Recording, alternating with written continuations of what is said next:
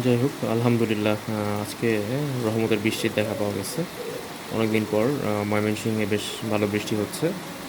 তো এই বৃষ্টির কারণে আজকে শুক্রবার বাসাতেই আছি, আর বৃষ্টির কারণে বাইরে যাওয়ার সুযোগ নাই।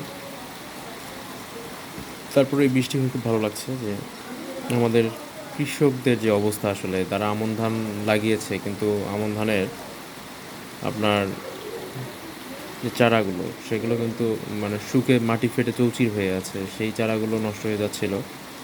তো এই বৃষ্টির কারণে সেই ধানগুলো বা চারাগুলো সতেজ হয়ে যাবে। অনেকে হচ্ছে বীজতলায় চারা তৈরি করছে, চারার বয়স 35 দিন 40 দিন হয়ে যাচ্ছে, 1.5 মাস পার হয়ে যাচ্ছে, তারপর কিন্তু লাগাতে পারছে না। অনেকে 2 মাস হয়ে যাচ্ছে লাগাতে পারছে না, কেননা পানি নেই। আর এই মৌসুমে তো আসলে সেচ সুবিধা সেভাবে থাকেও না, আর সেচ দিয়ে কিন্তু এই মৌসুমের ফসল তুলে মানে পোষানো সম্ভব না। তাই খুব ভালো লাগছে যে বৃষ্টিটা আজকে হচ্ছে। তো আমার কৃষক ভাইদেরকে বলবো যে বৃষ্টি হচ্ছে, আপনারা এদিকে একটু খেয়াল রাখবেন।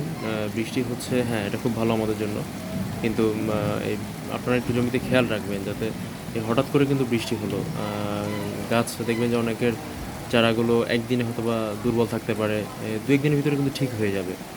আর একটা বিষয় হচ্ছে যে বৃষ্টি হয়ে যাচ্ছে এই কারণে অতিরিক্ত যেন বৃষ্টি হয়ে আপনার চারা নষ্ট না হয়, সেই জন্য পানি যেটুকু প্রয়োজন এটুকু রাখবেন, বাকিটা কিন্তু পানি ছেড়ে দিবেন জমি থেকে।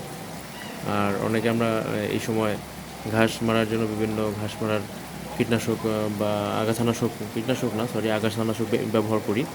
তো এই বৃষ্টির সময় কিন্তু আপনারা এই আগাছানাশকটা ব্যবহার করতে পারবেন না, কেননা বৃষ্টি যেভাবে হচ্ছে, এই বৃষ্টি যদি হতেই থাকে আপনার আগাছানাশক কিন্তু কাজ করবে না। তো সেক্ষেত্রে আপনারা প্রশ্ন করতে পারেন যে ভাই তাহলে উপায় কী, আগাছা তো হচ্ছে। সেক্ষেত্রে একটা উপায় আছে যে আপনাকে হাত দিয়ে তুলে ফেলতে হবে আগাছাগুলোকে লোকজন নিয়ে। এটা একটা উপায়। আর দ্বিতীয় উপায় হচ্ছে, যদি না আসলে সেইটা মনে করেন যে না করবেন না, তাহলে আপনাকে অপেক্ষা করতে হবে বৃষ্টি থামুক, বৃষ্টি কমুক, এরপরে হচ্ছে আপনাকে আগাছানাশক দিতে হবে। তো দর্শক, আজকের ভিডিও হচ্ছে এখানেই শেষ করতে চাচ্ছি। বৃষ্টি নিয়ে একটু কথা বললাম আপনাদের সাথে। আর এখন থেকে আপনাদের সাথে রেগুলার বিভিন্ন কৃষি বিষয় টপিক নিয়ে ভিডিও করার চেষ্টা করে যাবে ইনশাল্লাহ। আর আপনারা এই অ্যাগ্রো ট্রাভেলারের সাথেই থাকুন ইনশাল্লাহ। আপনাদের সাথে আবার কথা হবে। ভালো থাকবেন, সকলে সুস্থ থাকবেন। আর আমাদের এরকম বৃষ্টি বাংলাদেশে আর যে যে এলাকায় বা যে যে জেলায় হচ্ছে না, দোয়া রাখবেন যেন কৃষকদের ফসলটা, এমন ফসলটা নষ্ট না হয়। তো আমরা সকলেই দোয়া করি যে বৃষ্টি আসুক, কৃষকদের ফসলগুলো ভালোভাবে হোক, সেই কারণে আজকের ভিডিও এখানেই শেষ করতে চাচ্ছি।